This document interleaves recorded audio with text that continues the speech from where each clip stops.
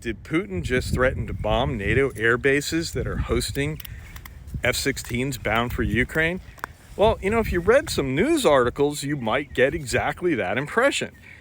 However, if you go across news articles, or sometimes even just read farther into an article itself, you find that he was actually talking about something different. Now, here's the breakdown.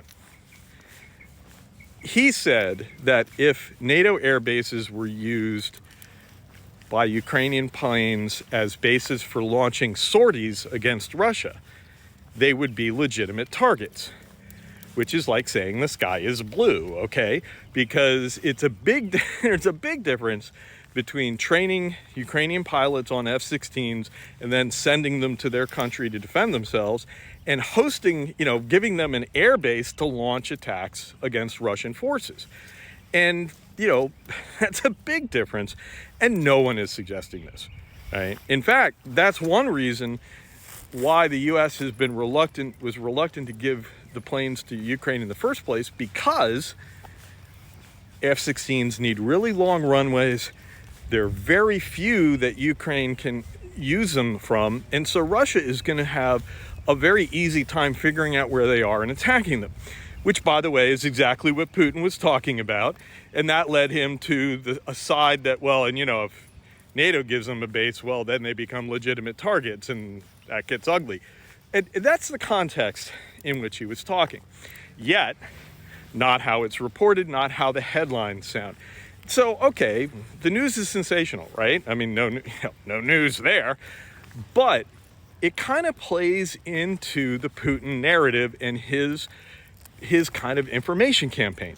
He wants us to think that he's on a hair trigger, that an escalation from NATO is likely to provoke this Russian response. And so it's in his interest to have us thinking that way. It's in the interests of the newspapers to have him saying the cray-crayest things of, to really make something exaggerated, or, just kind of put a spin on it that makes it more interesting. And, crazy Putin is more interesting than normal leader Putin. Now, I'm not saying Putin's normal. I'm not defending the guy, but I am saying that this is an example of how this narrative is being misinterpreted, being amplified by the West, and is leading to what ISW calls this self-deterrence on the West part, right? We're so reluctant to give Ukraine weapons and to give them better weapons because we're always afraid, Russia's going to react negatively to it.